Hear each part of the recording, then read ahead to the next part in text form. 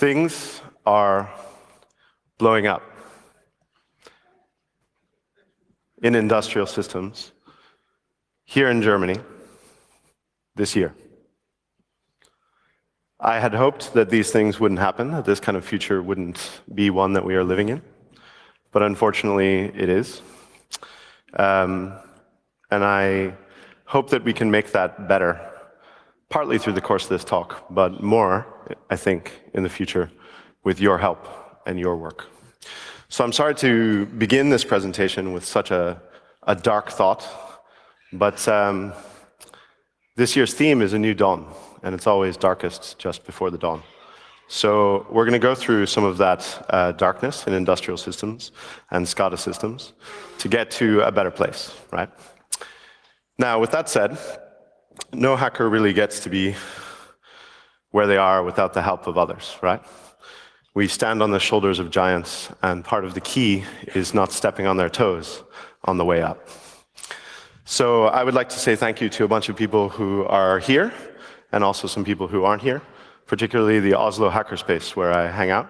And these people have taught me a lot of things, not just about technology, but about life, and on apprendo, which is how Goya signed some of his last paintings and sketches, which basically means I'm still learning. Okay, so with that said, I hope that you will enjoy this talk with its darkness and its humor all at the same time. I used to be in circus, as you may have guessed from the mustache. So I encourage you not just to view this as a technical vulnerability presentation, but also as kind of live technical stand-up comedy. Instead of jokes, we have vulnerabilities, and I hope that you will enjoy them. So these vulnerabilities are in switches. I chose to focus on switches, and that will become clear throughout the presentation, why I chose to do that for industrial systems. And we are looking primarily at 3 different families of switches, because I don't want to pick on any one vendor. In fact, the whole idea of this talk is to continue giving it.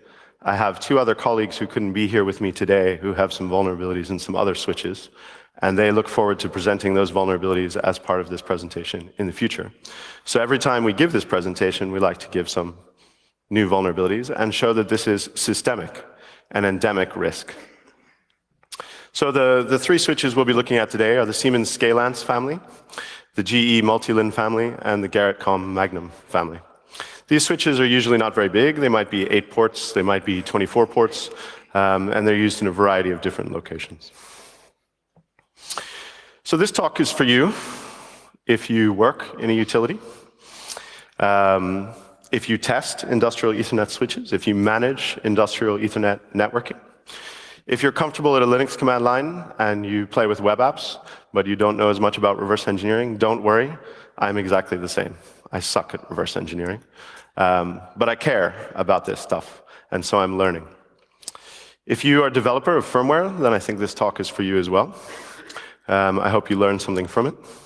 If you like vulnerabilities, you'll enjoy this quite a lot. I'm going to be sharing with you a little collection I have. You know, some people collect stamps or stories or jokes. I collect private keys, and I like to share them with other enthusiasts such as yourself. If you happen to work for one of the switch manufacturers, you know I've spoken to you before. Some of you I get on with very well. We speak regularly. Some of you not yet, but I hope you'll come and have a chat with me later. Okay, most SCADA or ICS presentations go a bit like this. PON, the PLC, the RTU, the HMI. These are, terms that all of us in SCADA know. Maybe most of you know them by now. They're pretty popular. I hope you do. But programmable logic controller, remote terminal unit, or human-machine interface. And the basic idea of the presentation is, if I PON these things, game over. Physical damage, I win. Isn't the world a scary place? And I encourage you to demand better content. I certainly grew up with better content. I used to go and see the presentations and the talks of a guy called Jason Larson. And he has a fantastic example of this. I want all of you to try it right now. Just think about, if you had complete control over a paint factory, what would you do to damage it? No one's going to get hurt. Everything's safe. It's a thought experiment, right? What would you do to damage it? Most people can't answer this question. And on certain types of processes, I can't answer this question. But other types I've worked with before, and I can answer this question. And I encourage you to ask it. But if you like, and you want to learn more, go and see Marmouche's talk. I think it's tomorrow. Think of my talk as a frame for her talk. She's going to be talking about how to damage a chemical process and what you need to do as an engineer to do that. And the reason she's doing that is to build a better process in the future. You have to break a few things to make them work a little bit better. Okay, so what's the point in industrial control system security? It's not credit card data. It's not privacy. No disrespect to my privacy friends in the room. I have the deepest love and respect for the work that you do. But confidentiality is the lowest priority for us in industrial systems. It would go availability, integrity, confidentiality. And you might even swap integrity and availability in many cases. So you have to protect the sensor data or the control signals. Everything else is maybe a vulnerability on the path to getting this, but it's not the most important thing that we're trying to protect. So that's why I'm attacking switches. That's where the process is, right? Now, these may not be core switches. They're often a little bit further down in the chain. They're field devices, right? So you might find them in any of these locations.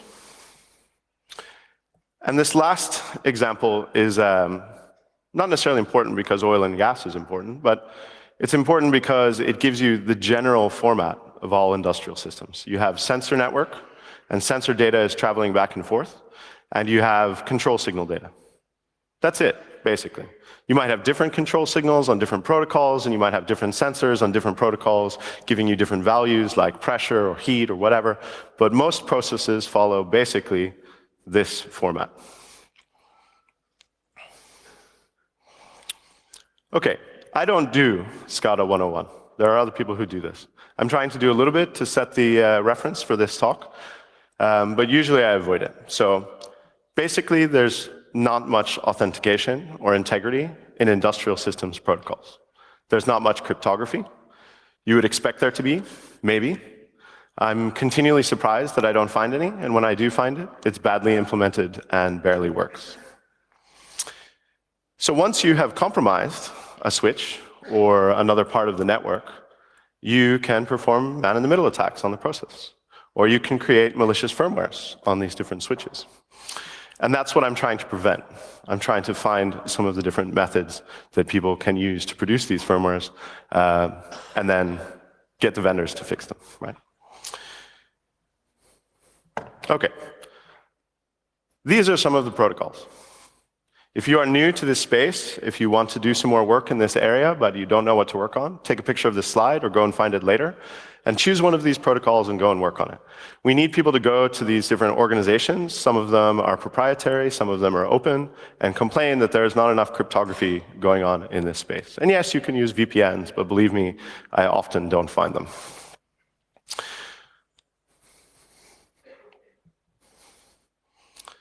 Okay. These are the switches, the specific versions of the firmware, in case you're here for vulnerabilities instead of just me waffling on about the basics. If you want to go and look these up, if you're a penetration tester working in this space, you can go and find them all online. And you can get a feeling for the kind of coding practices that go into these different devices. Now, I've tried to choose the vulnerabilities that I'm presenting very carefully to take you gently from web app vulnerabilities into a little bit deeper into the firmware. So the first one we'll be looking at is Siemens. And again, I'm not picking on any particular vendor. In fact, I'm very proud of Siemens. They're probably here again. They're here many years. And they fixed these vulnerabilities within 3 months. And I think that was awesome, especially in the space that I work in. The average patch time in SCADA and ICS is 18 months. So I think Siemens deserves a round of applause for getting these fixed.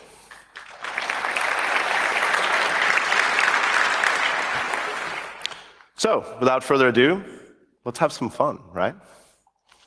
So MD5, you go to this web page for the switch. This is the management page of a switch, right? And you interact with this web page and you have a look at it, and on the client side, they do MD5 of the password. Okay, that's fascinating. I don't think that's particularly secure, but it's done in roughly the same format as that Linux command. So I use the Linux command instead of the JavaScript just to make it easier for everyone. You have the username at the beginning, and the password is in the middle, and then you have this nonce that's at the end, a number used once, right? I was surprised to see the nonce, and it's even called a nonce, right? So somebody had done a little bit of homework on their cryptography, and they understood that they wanted to use, this number used once to prevent replay of the hash every time. Okay, that's some pretty good work. Unfortunately, this is MD5, and this is protecting your electric utilities and your water and your sewage systems. And you can brute force this in a few seconds if the passwords are less than 8 characters. And if they're around 15, it might take you 20 minutes or something, right? You can do this from PCAPs, from network traffic captures, and then you have the clear text password that you can use forever after with that switch. So off to a bad start, in my opinion. So these are the nonces that we're looking at. I'm glad to hear you laughing. It warms the heart, right? So you can see that they are incrementing and that they are hex. Yeah. What else can you say about this? The last half is different than the first half. Not only is it incrementing, it is sequential if you pull them quickly enough. For those of you who also do a bit of reverse engineering, you might recognize the first half as well. Anybody in the room see any patterns in the first half of the nonces? No?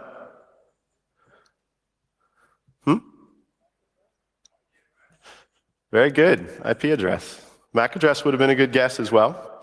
I thought it was at first, and I got very confused when I went to look for the IP address, because I went to the switch itself, and the switch's IP address was not this in hex. It's the client-side address, which I couldn't believe, right? Like, it makes a sort of sense if you're trying to keep session IDs in state, and it's like, oh, I want a different session for every IP address, and then I'll just use time. I'll use uptime in hex as the rest of my session ID, right? The entire IP space and time, that can't be brute forced. It has a kind of crazy logic to it, right? Unfortunately, it can be.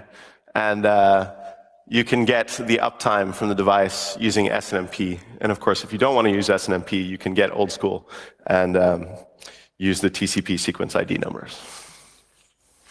So not a lot of entropy there, I guess, I would say. And I think their lawyers agreed when they put out the comments on this. All right, not only can you perform session hijacking, and if you are attacking switches, I'd like to point out that session hijacking is not necessarily a great attack in this environment. Think about it like you would at home, right? How often do you log into your router? In fact, even more importantly, how often do you upgrade the firmware on your router? Everyone who's upgraded the firmware on their router ever, raise your hand, just for an experiment.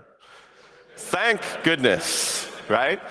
But wait, keep them up just for a minute. Everybody who's updated it this year, keep your hand up. Everybody else put them down. Everybody who's updated it in the last 6 months. Okay, so that gives you a sense of how long these vulnerabilities can be in play on an industrial systems environment if you multiply that by about 10, right? Okay, so you can simply upload a firmware image to a Siemens Scalance device with this version number without authentication. You just need to know the URL. Cross-site request forgery, right? I just say CSRF all the time. I don't even remember what it stands for. So you can upload or you can download a log file. Not that useful, but you get a sense of what's going on the switch. You know what usernames might be present or whatever. Incidentally, all of these switches by default, or at least this one, only have 2 usernames, right? So it's admin and operator, I think, on this switch. Or maybe it's not. But anyways, there's 2 usernames. Admin and manager? I don't know. I get them mixed up now.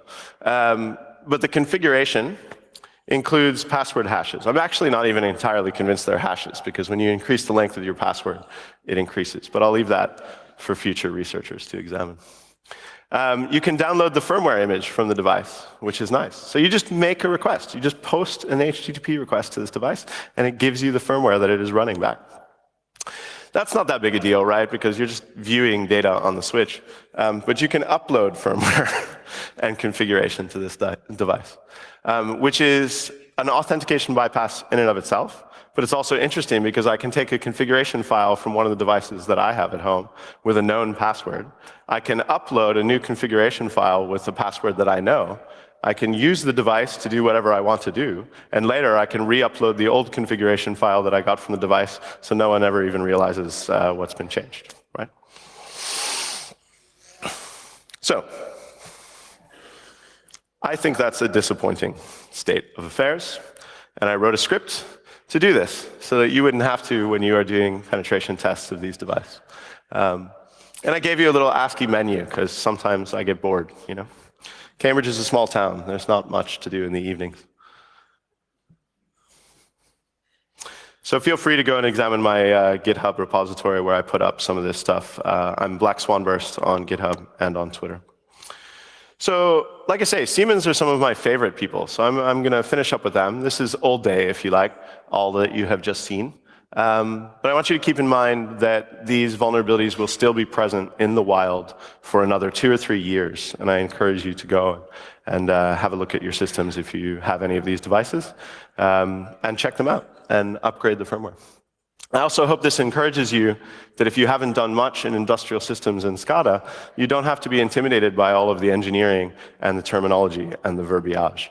There is plenty for any of you in this room to do in the industrial systems space. You need to spend a little time speaking to engineers and translating your vulnerabilities into something meaningful for them, but that's just a matter of spending more time with them and getting to know them. And I think that's valuable too, because they have a lot of experience. They care very deeply about safety, and I've learned quite a lot of things from engineers. My general point here is I'd like you to stop defending banks and websites and other stuff. We need your help in industrial systems, in utilities. We could really do with living in a safer world rather than one where you were just protecting other people's money. So we're going to move on to the GE multi-lin line. I worked on a GE ML800, but these vulnerabilities affect 7 of the 9 switches in this family. 7 because one of the other switches is an unmanaged switch. If you're a hardware person, maybe you want to go and play around with those, but not so much my thing. And the other one uses a different firmware image, but 7 of the 9 switches use a similar firmware image. GE offers a worldwide 10-year warranty. So let's see if that includes fixing vulnerabilities. I think it should. What do you think? No? A couple no's, a couple yeses? No? Undecided. All right. CCC's undecided on something. That's novel. Let's start with some new vulnerabilities. Cross-site scripting. Reflected, I grant you, but still cross-site scripting. And I want you to pay attention to the details. I'm not going to go slow for you. I'm going to ask you to think. I know it's morning. I know it's tough, but I am going to ask you to think. See Flash up there? Flash PHP in the third one? Yes, it runs Flash in your browser. So if you know something about Flash, come and have a look at this switch sometime. I didn't go for active script, attacks. There are so many attack surfaces on this device, I sometimes don't even know how I'm going to finish looking at all of them. So I just worked with the web interface to begin with, right? So you have this cross-site scripting times 8. And I want you to notice in the last section there, arbitrarily supplied URL parameters. I don't know about you, but I think that's funny, right? You can just make up parameters to stick your cross-site scripting in.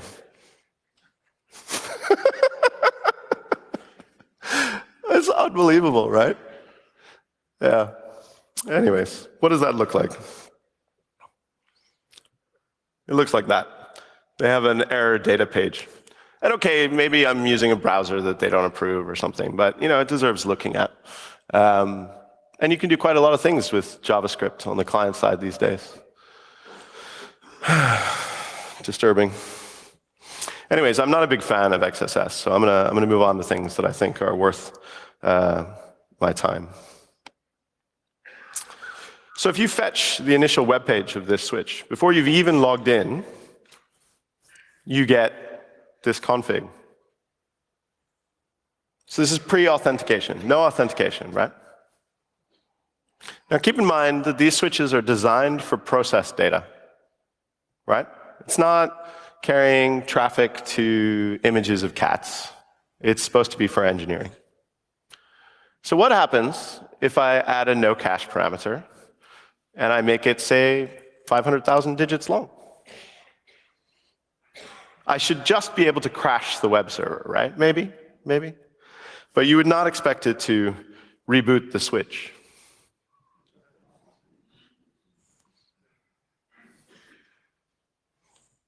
And it takes, a minute or so for the switch to reboot, which is actually really impressive. It comes up pretty quickly, but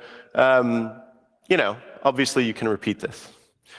So I wanted to examine that a lot further. I wanted to know more about that crash, what was rebooting the switch. But like I say, I'm not a very good reverse engineer, so you're going to go on a little journey with me where I learned a couple things about reverse engineering. And I had to change my approach from looking at the web app style vulns to moving into this other stuff. So why is a DOS even interesting? You'll remember that I mentioned Marmouche's talk. So the reason I mentioned her talk, this is it, right? Denial of service on a website, who cares? It's tearing posters down, as XKCD once famously explained to us. But in the industrial systems environment, it's very different. It can be very serious, right? A simplistic example is you have an application that has a heartbeat, and if you stop that heartbeat, it might go into some sort of safety state. It might, for example, scram a reactor. There is a famous denial of service on PLCs that did scram a reactor in real life. Does anybody know what H2S is? Any oil and gas engineers in the room? Okay. So H2S alerts not reaching their destinations is pretty serious business, right? For those of you who are not aware of H2S, it's a byproduct of producing oil and gas. And inhaled in very, very small amounts, you can go unconscious, and in sort of larger amounts, respiratory failure.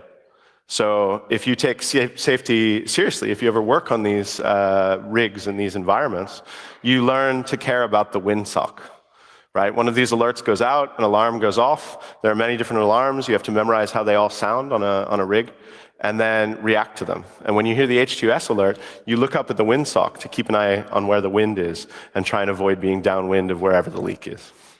So a simple denial of service that we would not care about in a web application environment, in this environment can be very serious. I'm not saying it always is, it just can be, right? So denial of service goes up in our list of problems, especially when we're looking at networking devices. Okay, so that's it for the denial of service. But like I say, we're going to look at some other stuff. In fact, the story with this switch began with a concerned citizen. About 3 or 4 years ago, I found 10,000 industrial systems on the internet as part of my master's thesis. And I was pretty uncomfortable with that. So I sent that data to various computer emergency response teams around the world. I believe it was 52 of them, right? Not all of them were critical infrastructure. A lot of them were small stuff, but maybe 1 in 100, I was told. Or in one particular country, when they got back to me, 1 in 20 were considered critical infrastructure. And after that, you have a sort of reputation among the computer emergency response teams of the world. So people send you stuff. You get anonymous emails from someone called Concerned Citizen. Thank you very much. They sent me a firmware upgrade PCAP of this particular device. I suspect that they worked at one of the utilities, and they wanted me to see how upgrading the firmware of this GE switch was performed. So it all began with a PCAP. So I ran TCP trace to carve out all the files and see what was going on. And you could see instantly that there was an FTP session. Later, looking at the switch, I see that you can also upgrade them over TFTP. So the management of the switch happens in HTTPS and is encrypted, but the firmware upload goes across FTP, right? So you can just carve the file out. A little bit of network forensics, I guess. So instantly I could see that this one is complete, and the ports on the end of the numbers give me a clue of what's going on. It's a larger stream. This one seems interesting. Let's have a look at it. So I tried running file and binwalk. I don't know about you, but I believe that hacking is a journey of understanding. In fact, hacking is understanding a system better than it understands itself and nudging it to do what you want, right? And I also feel that I should understand my tools. I don't really understand my tools until I know where they're going to fail me, or they have failed me in the past. In this particular case, I think binwalk is a fantastic tool and file is a fantastic tool, but they didn't tell me anything.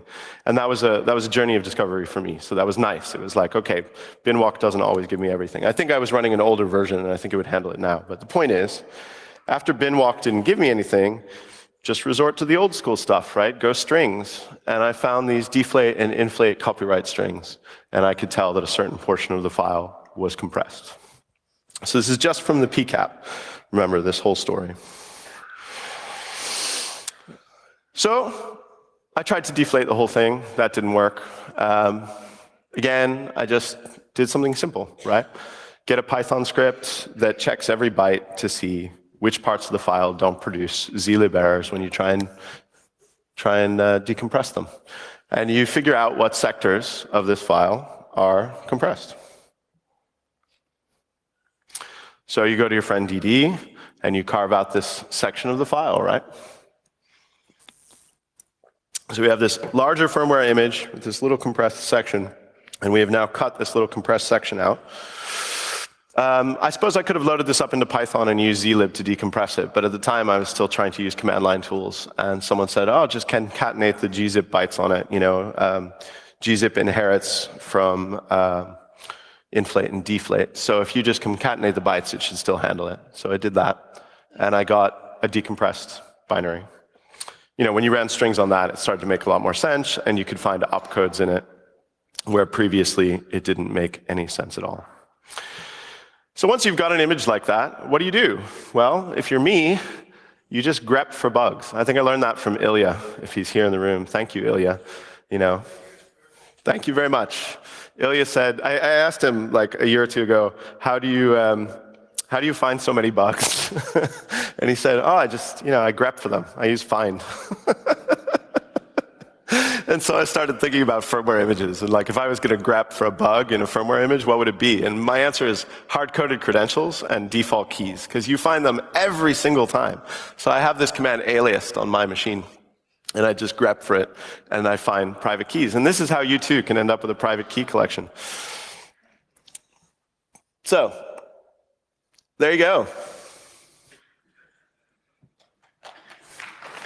Thank you.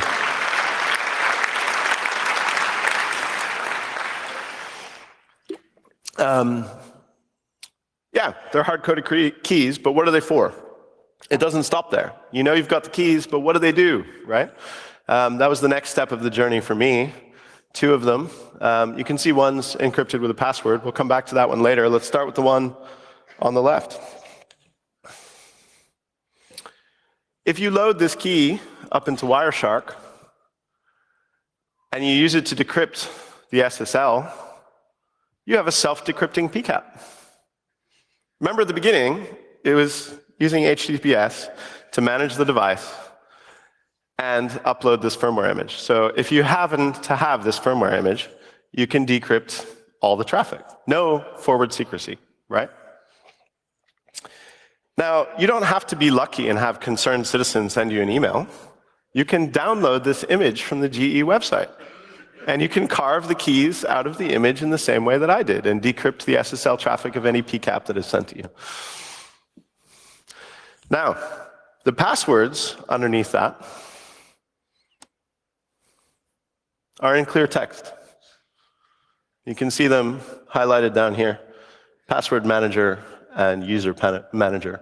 You can see them up there as well, and you can see that we've decrypted the SSL with that key. So default keys, right? Is it a big deal? I believe the vendors in this case say you can upload your own key to the device. For those of you who aren't used to working in embedded, sometimes it's difficult to generate a key on the device because you don't have enough memory, or you don't have enough entropy, or you don't have enough processing power. That's the usual excuses. And they're true. I shouldn't say excuses. Those things are true. But you could, of course, generate it on the client side and upload it to the device. And that's what they allow you to do with this switch, which is great. But where is your encrypted channel in which to upload this key? So you can use the serial device and make sure visually that there's no man in the middle. But if you're doing this remotely, and I'd like you to keep in mind that most substations are remote. If anyone here works in a utility, are you going to drive to every substation and plug in a serial cable to change the keys on all these devices? It's the sort of thing you need to know in advance, right? So the problem with key management, particularly with SSL in the industrial systems environment, is that you have to manage the keys. And these particular keys are the certificates are self-signed. So you can't revoke them. And besides, industrial systems are never connected to the internet, right? So it wouldn't have made any difference.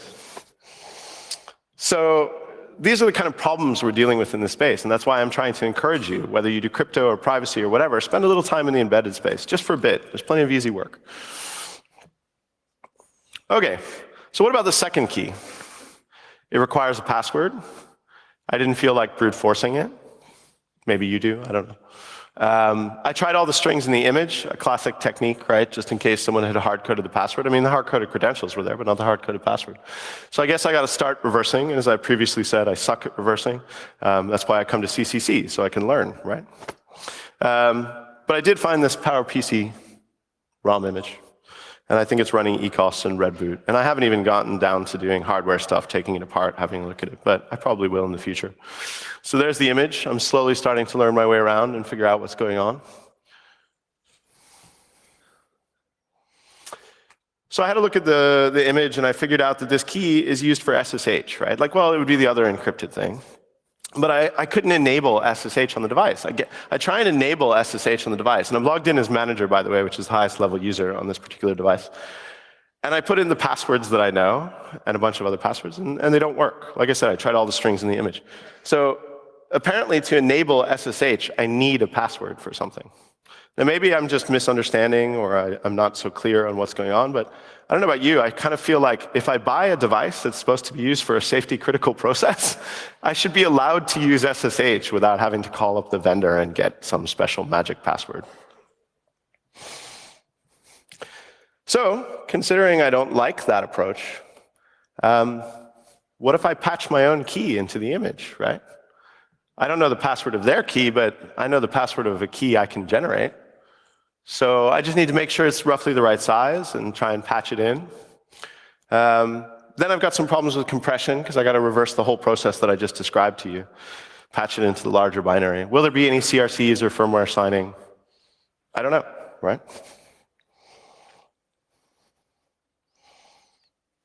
So the uploaded image is not a valid image for this device. That's correct. I messed with it. But I got this error. And it gave me a clue. It gave me a clue that I did indeed have some of my CRCs wrong. So when I altered the image again, I got to this state. So you're learning all the time by having a real device. Now, some of my friends, they do static analysis and they don't buy these devices. I decided to buy this one. I found one on eBay. It wasn't very expensive. So, I mean, it depends on your range for expensive. But if you're helping defend industrial systems, I thought it was worth the money. So I bought it. And this enables me to try firmware images out, right? And I can slowly start to figure out what I need to patch on these firmware images to do whatever I want. Luckily, I just tried to patch mine to have SSH, because I thought people deserve to have SSH. So that's an Adler32 up there on the left. And the other CRC is on the bottom. So that Adler32 and some adjustment of file length, all those zeros in that line just above it, eventually got me to the point where it believes it's a corrupted binary. And then we have this CRC on the end that we need to have a look at. Now, I'm a big fan of suspense. I love suspense. So I'm going to leave that one as a cliffhanger and an exercise for you watching. So I said I was going to talk about GE ML800, but I'm also going to talk about Garrettcom. Luckily, it's not very difficult. Garrettcom is the original equipment manufacturer for the GE ML800 or 800 series. I noticed that because the certificate I found attached to those private keys said Garrettcom in it. And I went and looked at their firmware images, and they have similar CRCs, similar file structures, similar everything. So I believe that they are affected by the cross-site scripting, the denial of service, and hard-coded keys. I understand from some people that they have been in contact with GE to try and fix some of this stuff, but their response to GE was mainly, sorry, this is the end of life on this device. That's fine. I understand you're running a business, but you're selling equipment to people who manage utilities that we all depend on. You know, if Sony goes bankrupt because they get hacked, that's one thing, right? But you can't just dissolve a utility and start again. As my friend Klaus points out regularly, fantastic insights into the industrial system world, Klaus and Vanessa. You can't just dissolve the utility and start again. You still have the same infrastructure, you still have the same workers.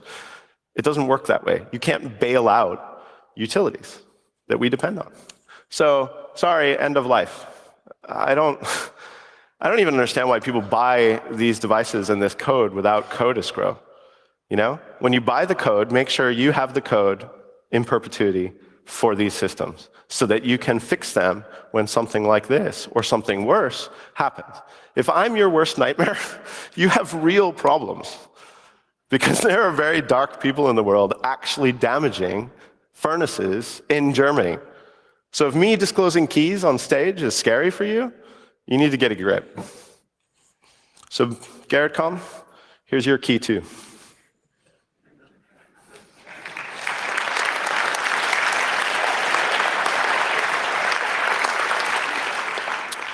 The strings come from the images. Developers are funny people, really. I like those. I just put them up because they're funny, right? Some people had some hard times, I guess, writing some of this code. And my respect to them, they do great work, but you know, there's a couple things we can improve on security in these devices.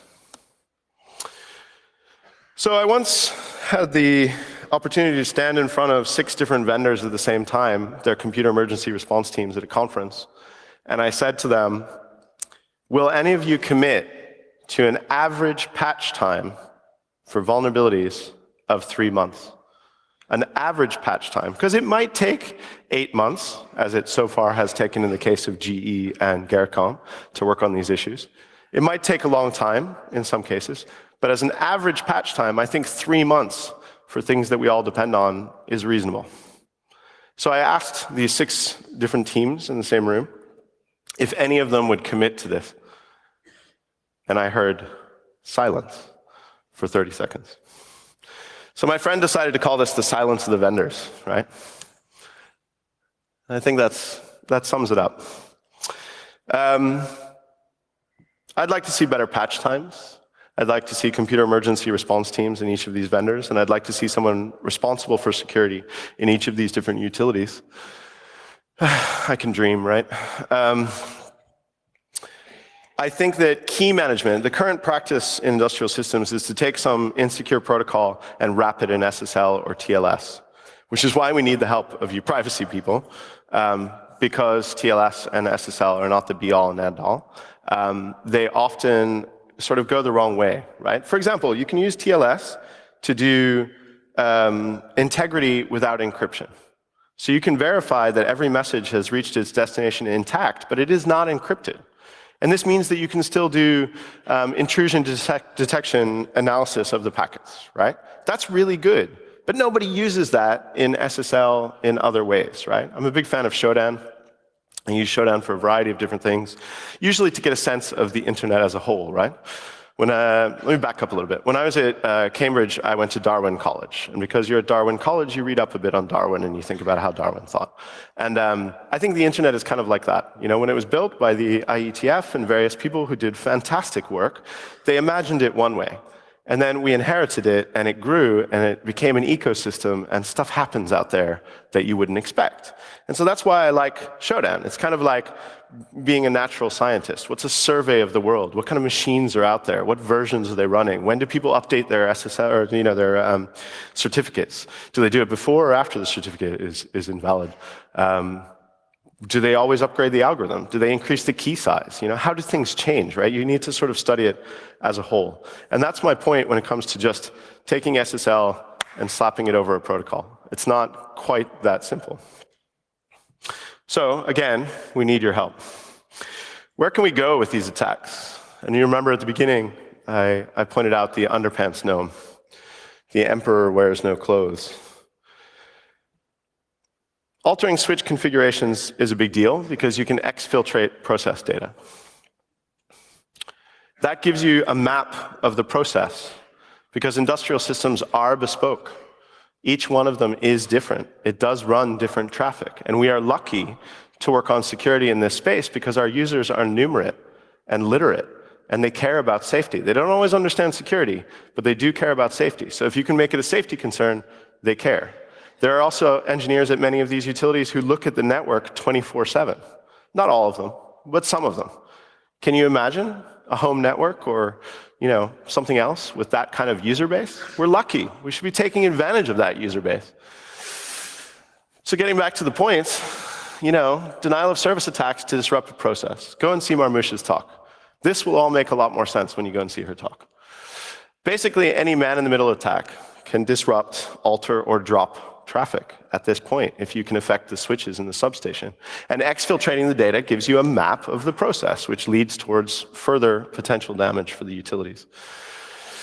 Now, it's not always that simple. People will get up on stage and they will tell you, I am awesome, and this is how it's done, and it's easy to blow shit up. It's not true. It takes a little bit of thought. It takes a little bit of work. I am certainly not awesome. I am just a quality assurance person from a former vendor.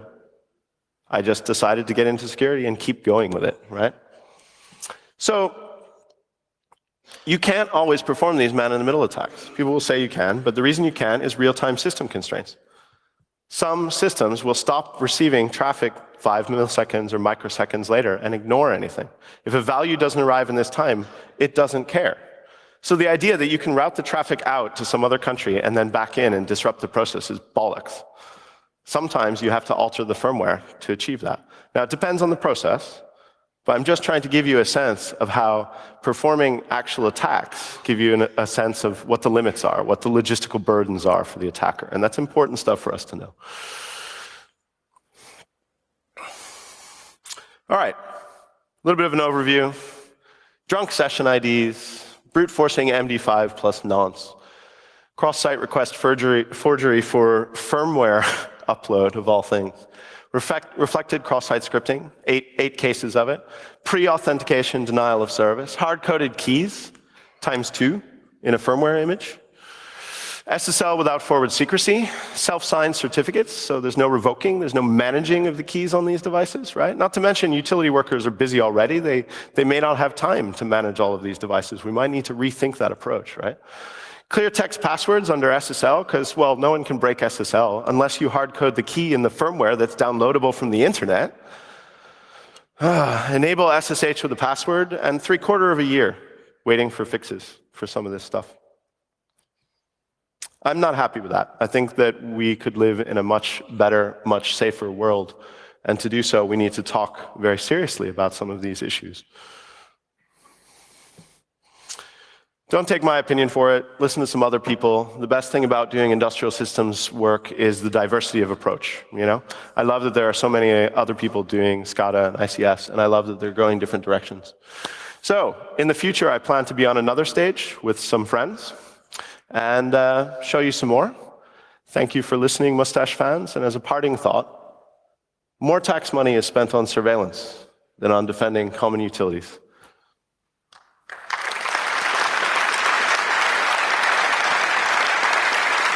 Well, thank you. You made me a scary Sunday morning. They got a utility down the road. Okay. We'll have some questions taken. Please, as the session is recorded and streamed, anything you say it into a mic. Any questions up? Wow, it is Sunday morning. Number 3, sure. Everybody understood everything? You're kidding me. We've got one right There's here. a question. Hey, thanks. I enjoyed your talk. Thank you. And I think it's very important to raise awareness, but I think it's not to raise awareness, not much in this community, but within the engineering community. And I see it a lot of times. and many engineers having lots of problems doing that for several reasons. There is maybe the engineer who is thinking about this, but has its managers in the back, has to deal with service personnel, which know how to work a hammer and a screwdriver. On the other side, engineers have to work with customers, which are more those lazy people. And so that's how these things happen. And I think it's more important to raise awareness of these kind of things in the engineering community. Mm-hmm. So just to repeat a little bit for anybody else that couldn't hear it or for the recording, it's very important to work with engineers. Some of the engineers understand the problem, but typically management or lower level service personnel don't always understand the problem. And it's not so important to raise the awareness in the hacker community, but more with the engineers is what you were saying, right? Okay. Absolutely true. Completely agree with you. I don't just come to these conferences and present to you guys. I go and I present to the engineers too. And in fact, a couple of engineers have come to this conference because we did work at other conferences to see what the hacker community is about and learn things from the hacker community, because this is a place where you can learn if you're just not afraid of getting pwned a couple times, right? And it happens to me too, right? I learn a lot from getting compromised on my machine and watching someone do something. Anyways, back to the point. I don't just work with engineers or hackers. I also work with C-level executives. So I'm on a sabbatical from IOActive at the moment at the Cambridge Center for Risk Studies, and I'm working with the insurance people, which has its challenges, shall we say. But some of them are very intelligent people, and they want to understand what's going on with hacking attacks, and they want to approach this from a slightly different angle. My stake in that is to be sure that when the insurance people do get involved, that they actually ask for fixes and improve stuff. So yes, I do my best to raise awareness wherever I can, and I'm not alone. You can help me. Thank you. Okay, there's another question over here. Oh, okay. Number two. Oh, Number two. Oh, and up there too. Yes, we saw you. Okay, number two was first, I think. Go ahead. Hannes Jovanik. So you mentioned a couple of things or a couple of vulnerabilities, and I was wondering what you would think an ideal system would look like. You mentioned key provisioning, and of course putting certificates. I assume that they were different certificates for different devices rather than the same certificate for all devices. Okay, that's a bad thing. And also sort of the way how the software update management works.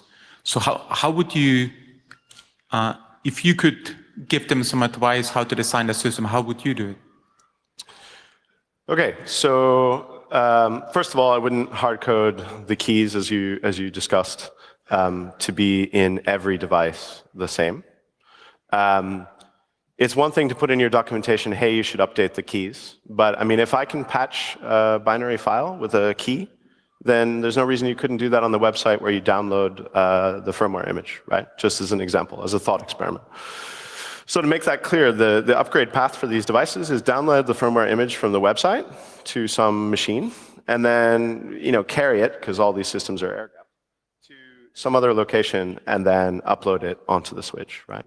With hard-coded credentials. So first off, whenever you provision a switch initially, you provision all of the credentials for that device. That's standard practice on many routers and other pieces of equipment today. And I would think less about defending and securing the device than on being able to regularly check its integrity, the integrity of the firmware that it's running and the integrity of the configuration. So I'd focus on that, and I'd focus on being able to recover the switch after it's been attacked. So you reverse your thinking. You assume that one day someone's going to crack your firmware signing and crack this and crack that, and you focus on how can I quickly upload a new firmware image that is known to be good and verify that the one that is uploaded is good to this device. Thank you. There was a question up there on the balcony. Yes, we have two questions here in the net. The first one is, how would you solve the end of life issue? Sometimes product lines just get really outdated. That's absolutely true, and it is slightly unfair of me to be hard on the vendors, but it's my job to take the debate a little bit too far the other way, right? So how would I solve the end of life issue was the question from the internet. I don't know. I think that's not a technical problem, it's a societal problem. Like, when we buy bridges, they're bridges until they fall down. When we buy roads, they stay there until they go away. I mean, there's probably some end-of-life issues in there, but it's almost more of a contractual, legal issue, and someone should study that. There are people studying that, but it's not my area of expertise. But I'll try and answer as best I can. I think code escrow is a good way to go. When you buy some of these devices, you say, I want the code for this device in the future. I want to have access to it. If your company goes bankrupt, I need you to give up the source code for these devices when you go bankrupt or when you disappear or when it's end of life. There are a couple manufacturers out there doing open source switches. There's a company called OpenGear who are awesome. They gave me a switch to play with that I haven't had time to look at yet. I think that's amazing, right? And their code is open source and you can go and examine it. So you would have the code anyway. Those are two different approaches, right? I think there are others. You can solve this problem technically or legally or socially, but as a society, we depend on these utilities. And that code should not just vanish when it's difficult or costly to keep it upgraded.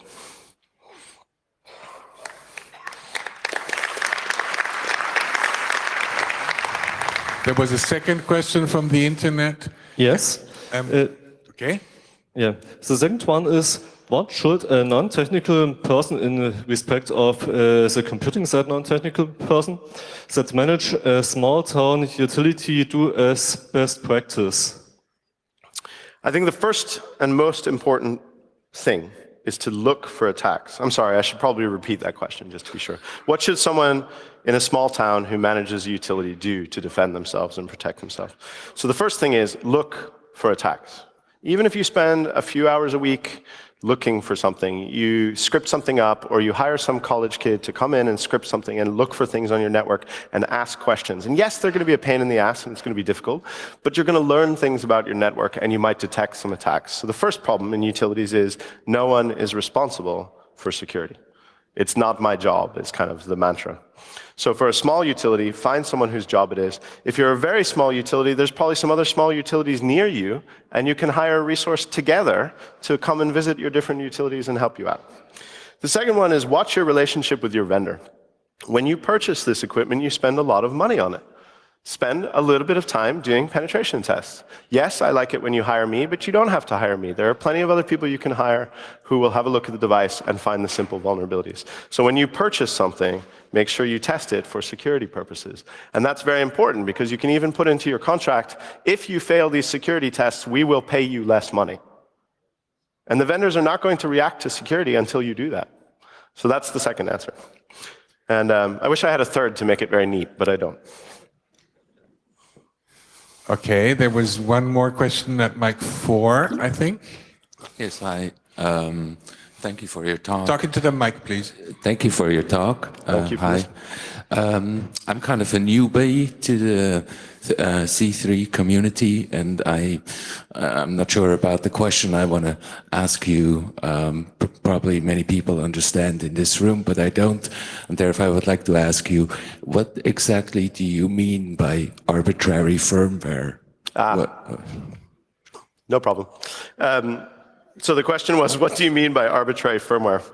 I mean, firmware that I have altered that was not manufactured by the vendor to do whatever I want.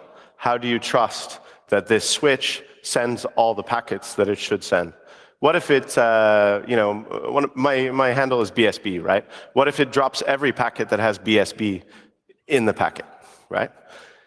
You can rewrite a firmware image to do whatever the device can do. And in some cases, more things than the device usually does, to damage itself, for example. So an arbitrary firmware is one in which anyone writes the firmware and there is no checking to be sure that this is the image that you want on this device, whether it's provided by the vendor or the community, right? You still want checking that this is the correct code, or the code that you wanted, anyway, right? Okay, thank you. Is that a question here, mic 1? Okay, go ahead. Yes, please. In your hypothetical question, you asked what damage could I do in a paint factory? Mm-hmm. But you can also reverse it. What kind of company secrets mm-hmm. can I obtain? For example, your favorite recipe for your hot chocolate or the recipes of Coca-Cola. They are vulnerable as well, aren't they? Yes. So the question, just again for everyone else, you don't just have to talk about damage in a paint factory or any industrial system. You can also talk about intellectual property and protecting the recipes that we use to bake cookies or make beer or whatever, pharmaceuticals, whatever. And that's a fantastic question, and I'm glad you brought it up. A couple of years ago when I was doing, well, more than a couple of years, like 8 years ago when I was doing industrial systems security, I realized I wasn't getting a lot of traction. It was before Stuxnet. I was a quality assurance guy. Everybody thought I was fucking crazy, right? Stuxnet, career. It's wrong. It's really wrong. But the point is, I tried to take that approach. I tried to say, you have a process in which you manufacture something, and you make money by the fact that that process is relatively secret. And if you don't care about defending your workers from being damaged, then at least care about the intellectual property, because I'll get security in by some sort of backdoor, right? I'm a little bit of a security Machiavellian. I'll find a way to get security into these systems somehow. So I tried to say, intellectual property, you should be protecting that. And I found that they didn't care so much. I mean, maybe you'll have more luck. Maybe post-Stuxnet, that's a better argument. I hope you do. But it is an important question as well, right? It's not just potential for damage. I think there's a lot more espionage going on these networks than there is damage and sabotage. Okay, we'll take one more question on mic 4. Thank you. Okay, my question concerns the concepts of software-defined networking and open flow. So when I first heard about software-defined networking, I thought, well, this is a huge security issue, and there may be huge vulnerabilities. After your talk, I think this might actually be a good idea to dump down the switches and put the intelligence somewhere locked up in a safe place. Mm-hmm. What's your opinion on that? Can it actually improve security? Yeah. So the question is, what role could software-defined networking play in these sorts of environments? And is it a good idea from a security perspective? Anytime someone has a revolution in computing, we also have to update our security paradigm. So I think with software-defined networking, it's not whether it's good or bad, it's that you defend that network differently than you defend one of these networks. So it's not so much that it's good or bad, it's neutral. If you know how to defend your network, I don't care what it is, as long as someone's looking to defend it and cares about how the flows are working. So I think software-defined networking in these environments could be a very good thing. But the refresh rate on these devices is not that high. So I don't think we'll see it there for a little while. Even though it might be a good thing philosophically, it takes 5, 10, 15, 20 years to refresh these networks. So it'll be a little while, right? But it's not good or bad. It's just learn to defend what you got is the problem, right? Okay, thanks a lot. Okay. Okay, let's give a big hand for Aaron and thank you. Thank you.